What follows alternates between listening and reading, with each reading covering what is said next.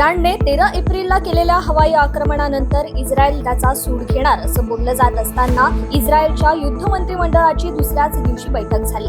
त्यामध्ये आक्रमणाला प्रत्युत्तर देण्याच्या निर्णयावर एकमत झाले असून युद्ध कसे आणि केव्हा होईल हे अद्याप ठरलं नाहीये, अशी माहिती टाइम्स ऑफ इस्रायलने दिली आहे. इराणने जरी शेकडो ड्रोन आणि क्षेपणास्त्रांच्या सहाय्याने हल्ला केला असला तरी इस्रायलने प्रतिहल्ला करू नये, अन्यथा युद्ध भडकेल असं आवाहन जागतिक नेत्यांनी आज इस्रायलला केलंय. G7 देशांनीही इराणने केलेल्या हल्ल्याचा तीव्र शब्दात निषेध करताना इस्रायलला सबुरीचा सल्ला दिलाय. अमेरिकेत हिंदू आणि हिंदूंची मंदिरे यांवरील आक्रमणात लक्षणीय वाढ झाल्याविषयी भारतीय वंशाचे खासदार श्री ठाणेदार यांनी चिंता व्यक्त केली आहे. नॅशनल प्रेस क्लब येथे आयोजित केलेल्या पत्रकार परिषदेत खासदार श्री ठाणेदार म्हणाले की अमेरिकेत सध्या हिंदू धर्मावर आक्रमणे वाढत आहेत. ऑनलाईन आणि इतर सामाजिक माध्यमांतून चुकीच्या माहितीचाही प्रसार केला जातोय. आमच्या तक्रारीनंतरही अमेरिकन प्रशासन कोणतीही कारवाई करण्यास सिद्ध नाहीये. आतापर्यंत आक्रमणे करणाऱ्यांपैकी कुणालाही अटक झाली नाही. सिंगापूरचे पंतप्रधान ली हेसियन लोंग हे येत्या 15 मे रोजी पंतप्रधान पदावरून पाय उतार होणार आहेत. देशाचे उपपंतप्रधान लॉरेन्स वोंग यांच्याकडे पंतप्रधान पदाची सूत्रे सोपवली जाणार असल्याचेही हेसियन लोंग यांनी आज जाहीर केलंय. पंतप्रधानांच्या कार्यालयाने प्रसिद्धीस दिलेल्या निवेदनामध्ये पंतप्रधान पद हस्तांतरण करण्याची तारीख जाहीर करण्यात आली आहे.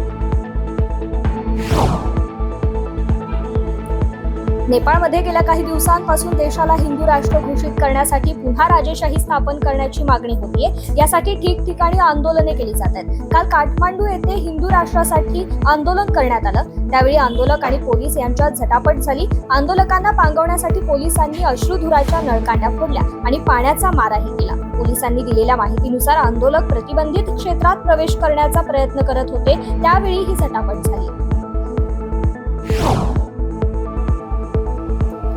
पाकिस्तानातील बलुचिस्तानमध्ये सलग 3 दिवसांपासून मुसळधार पाऊस सुरू आहे. त्यामुळे रस्त्यांना तलावाचं स्वरूप आलं असून अनेक ठिकाणी रस्ते वाहून गेलेत. परिस्थिती इतकी भीषण आहे की सरकारने बलुचिस्तानमध्ये आणीबाणी जाहीर केली आहे. या पावसामुळे देशातील विविध भागात आतापर्यंत 39 जणांचा मृत्यू झाला. त्यापैकी खैबर पख्तूनख्वामध्ये सोमवारी 12 जणांचा मृत्यू झाला.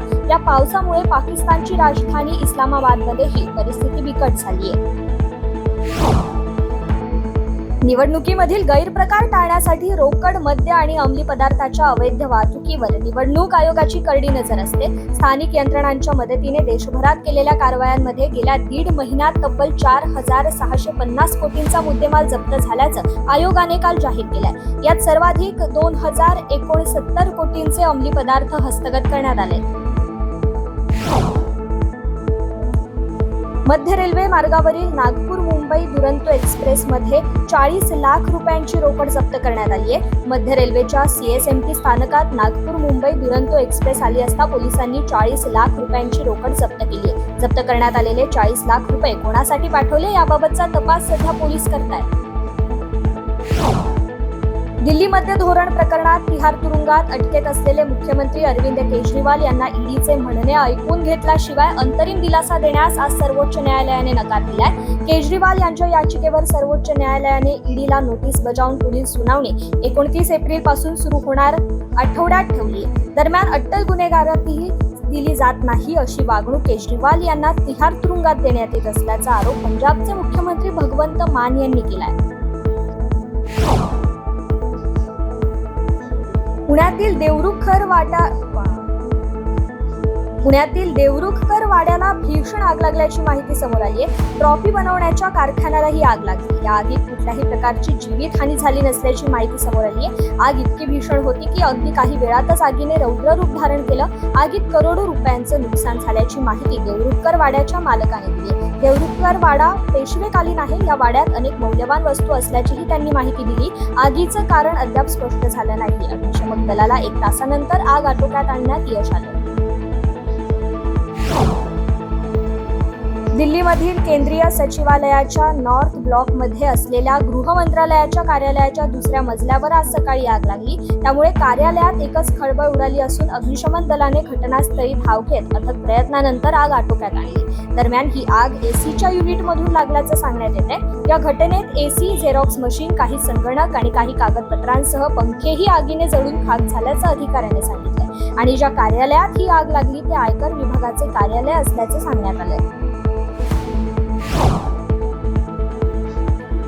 दिशाभूल करणाऱ्या जाहिराती प्रकरणी गोत्यात आलेले पतंजली आयुर्वेदाचे प्रमुख योगगुरू बाबा रामदेव यांनी जनतेची माफी मागण्याची तयारी दाखवली आहे. पतंजलीच्या जाहिराती प्रकरणात आज नव्यानं सुनावणी झाली. सर्वोच्च न्यायालयाने त्यांना यासाठी एका आठवड्याची मुदत दिली असून या प्रकरणी पुढील सुनावणी 23 एप्रिल रोजी होणार आहे. एलन मस्कची इलेक्ट्रिक कार उत्पादक कंपनी टेस्ला आपल्या 10% पेक्षा जास्त कामगारांना कमी करणार आहे. कंपनीची विक्री सतत घसरत आहे. या कारणास्तव कंपनी कर्मचारी कपात करणार आहे. मस्क यांनी शेवटची कर्मचारी कपात 2022 मध्ये केली होती.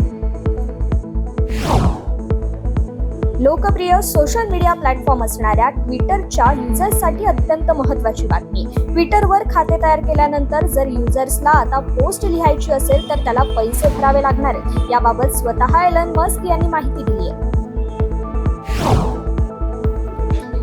बॉलिवूडचा भाईजान सलमान खान याच्या घराबाहेर गोळीबार करण्याची घटना 2 दिवसांपूर्वी घडली होती. त्यानंतर मुंबई पोलीस हल्लेखोरांचा तपास करत होते. या दोन्ही आरोपींना नुकतीच अटक करण्यात आली. गुजरातमधील भुज येथून आरोपींना ताब्यात घेण्यात आलंय. विकी गुप्ता आणि सागर पाल अशी या दोघांची नावे. मुंबई पोलिसांनी या दोघांना आज न्यायालयात हजर केलं असता दोघांनाही 25 एप्रिल पर्यंत म्हणजेच 10 दिवसांची पोलीस कोठडी सुनावण्यात आली आहे.